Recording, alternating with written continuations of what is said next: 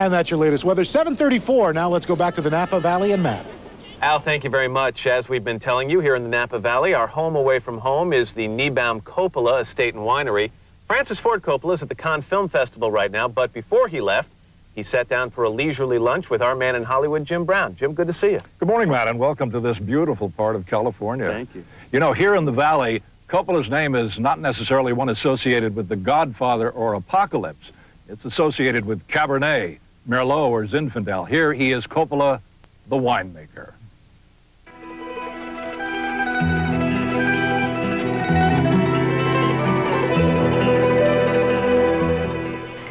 The other big glass. Oh, I put wine in whatever glass is closest to me. I'll go for this. Francis and Eleanor Coppola came to the Napa Valley over 20 years ago. They were looking for a cottage, a place to raise their children, and a couple of acres to grow wine grapes.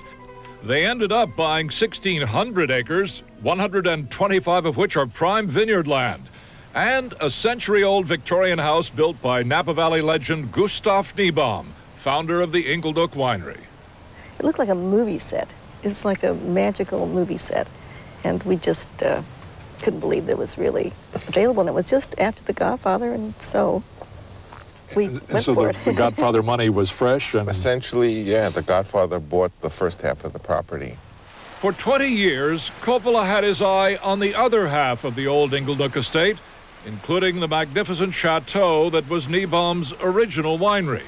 I was always very critical of what the corporation that owned it was doing, but I quite honestly didn't think I had a hope in hell of getting it. Then, in 1995, as the result of the international success of his Dracula movie, Coppola had the $9.5 million needed to buy the adjoining 94 acres and reunite the two properties. To celebrate the acquisition, the Coppolas threw a party and invited the neighborhood, meaning thousands of residents of nearby towns such as Rutherford, Oakville, and St. Helena.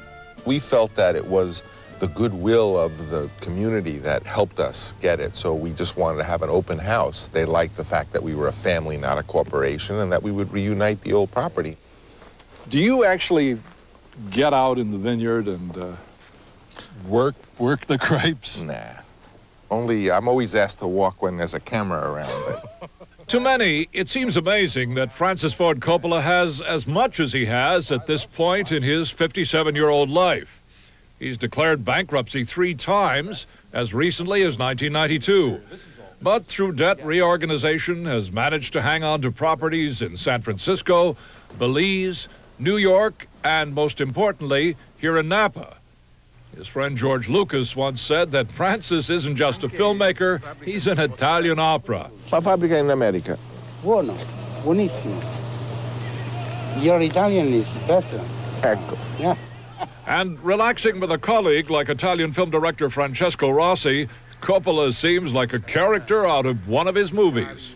Tell me about this man at this period in his life. Is he happier now as Francis Coppola, the winemaker, or when he was younger as Francis Coppola, the movie maker? Tell the truth. Well, I think he's at a point in his life right now where he's making really thoughtful choices about his life and the future, and realizing that he loves all of these things and how to integrate them in a way so that that he can do both.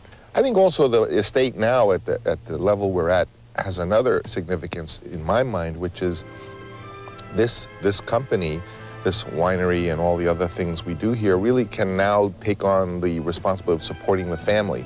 So I'd like to, while I have some years left, allow the winery to support my kids and my wife and my family and myself to, you know, the basics of living, to be able to take another shot at the movie thing without just having to go hat in hand and say, oh yes, what movie do you want me to make, sir? Basically, I'm looking for freedom. Matt, this is Francis' latest production. It's a bottle of his newest wine, a throwback to those California wines of the 30s called Rosso. Gift for you. I'm liking the hospitality in your part of the world, Jim. Thanks very much. Cheers. Always good to see you. We're back with more from Napa and much more from New York right after this.